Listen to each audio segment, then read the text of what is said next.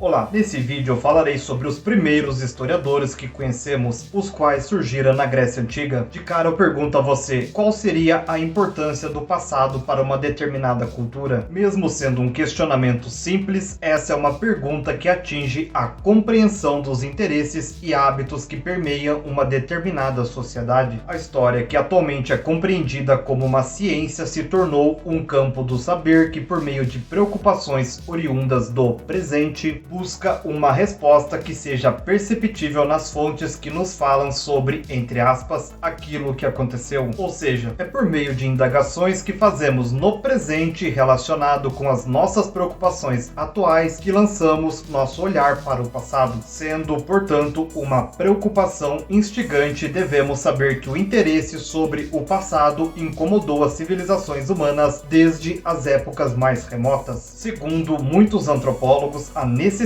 de se falar sobre as nossas experiências já se via claramente manifestada nas pinturas rupestres situadas nas paredes das cavernas. Com isso, podemos concluir que o desenvolvimento da história se confunde com a própria existência do homem. São creditados aos gregos os primeiros registros históricos, que também são consequências do processo da não aceitação das narrativas míticas para os acontecimentos. Esse vídeo é o 9º da série que buscará contar toda a história da Grécia Antiga. É importante que você assista todos os vídeos dessa playlist na sequência para ter um melhor entendimento do assunto. Fico feliz de ter você por aqui novamente para mais uma videoaula. Eu sou o Lucas Schwab e peço um favorzão seu, que é para você deixar aquele like para que esse conteúdo alcance mais pessoas. Entre os gregos, a história foi desenvolvida por meio de relatos que diziam sobre eventos considerados importantes do passado ou que explicariam a origem das coisas. Não sendo prontamente sistematizada como um campo do conhecimento, vemos que esse interesse dos gregos sobre a recuperação do passado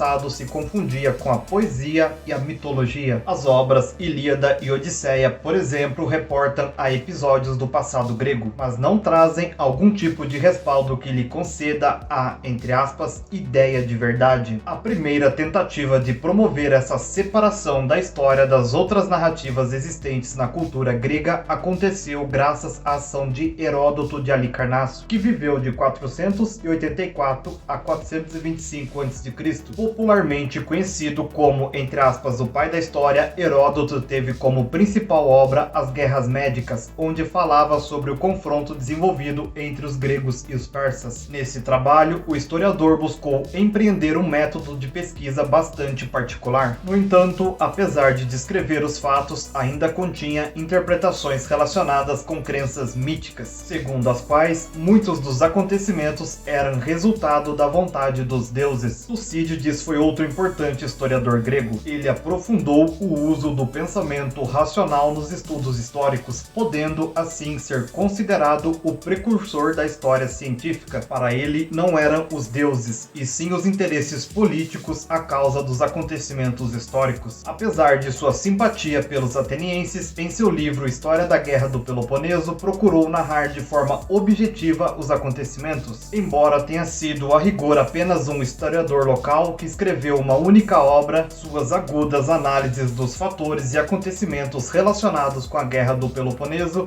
são respeitadas até hoje pela historiografia moderna. Sucederam-no historiadores de menor envergadura, tais como Xenofontes, Quitésias, Éforo, Teopompo e Timeu, este último já no período helenístico. Políbio foi o último dos grandes historiadores gregos, mas escreveu sobre a história de Roma. Depois dele vieram Dionísio de Alicarnácio, Diodoro Sículo, que escreveu uma história universal centrada em Roma, e Arriano. Temos ainda muitos historiadores não gregos que escreveram em grego histórias de Roma e de outros povos. Podemos citar como exemplo Dion Cássio, Flávio Joséfo, Apiano, Herodiano e o bispo cristão Eusébio, que também escreveu uma história universal. Demonstrando o lugar que este campo do saber ocupava na cultura grega, o filósofo Aristóteles teceu alguns comentários que tratavam sobre a diferença entre história e poesia filosofia que vale a pena falarmos aqui. Para Aristóteles, a forma de escrita utilizada por um autor tinha pouca importância para compreender o que era a história. Na verdade, o que vai definir a história é o interesse em se falar sobre coisas de natureza particular, enquanto que a poesia utilizaria de seus personagens para debater coisas que seriam comuns a todos os homens. No próximo vídeo, e ainda relacionado ao campo da cultura grega, eu falarei sobre a influência do grego na língua portuguesa. Se você ainda não é inscrito, aproveite esse momento e já se inscreva no canal para receber esse conteúdo em primeira mão. Me segue também nas outras redes sociais que estão aparecendo na tela, pois eu estarei postando conteúdos por lá que irão complementar os conteúdos aqui do canal. Comente algo que você acha que deveria ter sido falado no vídeo e que eu acabei deixando sem mencionar. Lembre-se que esse vídeo é uma síntese. Caso vocês queiram um vídeo mais aprofundado sobre esse assunto, é só deixar nos comentários que eu gravarei. Lembrando que para você aprender mais a fundo, é preciso ler. Pensando nisso, eu deixarei 4 sugestões bibliográficas para você se aprofundar no tema. Todos os livros indicados possuem links na descrição, caso você queira adquirir essas obras em promoção. Espero do fundo do coração ter contribuído para a sua aquisição de mais conhecimentos. Sou imensamente grato pela sua atenção até aqui. Nos vemos no próximo vídeo sobre a influência do grego na língua portuguesa. Um grande abraço e tchau, tchau.